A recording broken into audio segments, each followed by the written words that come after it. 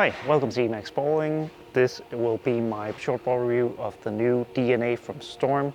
DNA is the newest combination of a really strong cover with a really strong core from Storm, so should be really good on longer patterns, heavy oil volumes. So I'm testing it out on a longer pattern today, about 44 feet.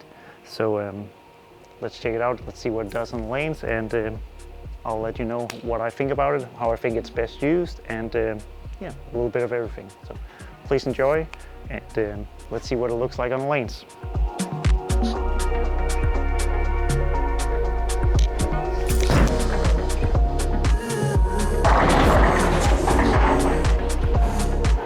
Obviously, the DNA is pretty strong cover, strong core, makes for a really strong ball, same category as a Proton Physics, a Supernova, a Gem, overall in that really strong category where you need some oil on the lane.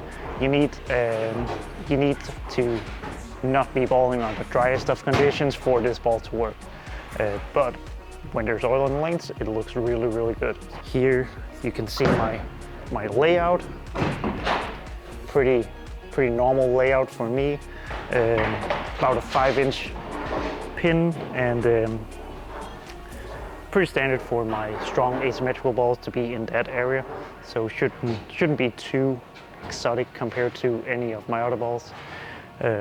Last shot went a little high, so I'm going to move a little left. Let's see what the DNA does.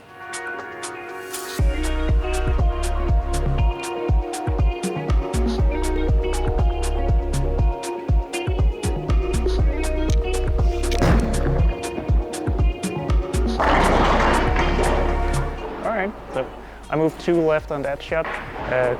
Probably got it in the oil a little more than the whole shot before, but it still had enough to get out the 10 pin.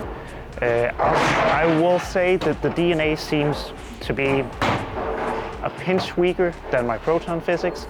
Proton seems like it wants to be just a little more down lane, where the DNA is a little smoother. It's not quite as early as my Gem, but it also has more back end than the Gem. So it feels like it's kind of a mix between those balls. If you thought the Gem was a little too smooth, you're probably gonna like the DNA. If you think you need something that's a little bit weaker than a Supernova or a Proton Physics, DNA is probably a good choice. It does seem like it wants to get down the lane just that little bit easier than a couple of the other really strong Storm balls, and but still be fairly smooth, fairly tumbly on the back end. I'm going to try throwing the same shot again and see if we get the same result.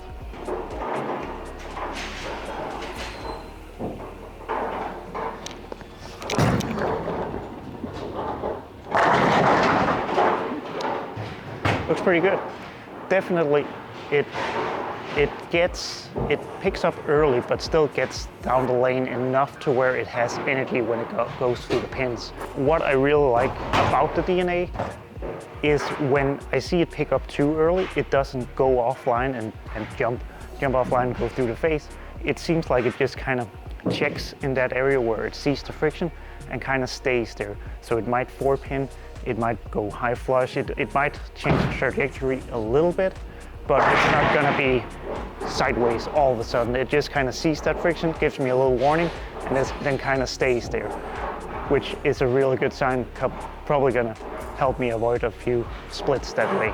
I'm gonna try moving a little bit further left, trying to circle the lane a little bit more so we can see if it's able of doing that too. So this is about 5 left, and try to throw it a little further right.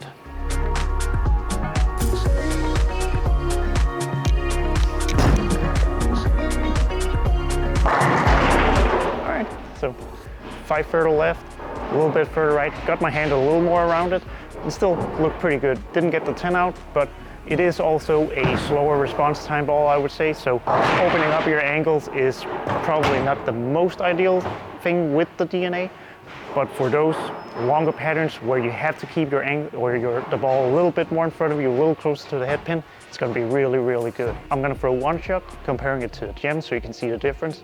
The Gem is quite a bit earlier, so don't think these two are too close together, for at least for me.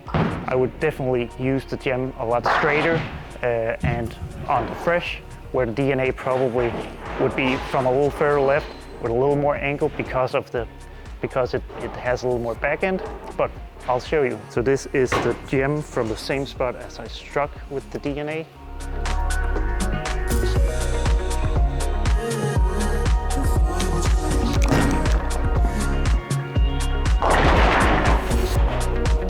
And you can see that the gem picks up earlier and then kind of stops. It's basically, it loses energy a little too soon and doesn't quite have enough motion down lane to come back from those kind of angles. Where the DNA gets down the lane a little bit easier and has a little more pop on the back end, which is why I say that the gem's really, really good when you go straight on the fresh, and the DNA is going to be that ball you can move a little further left with and circle the lane a little bit more.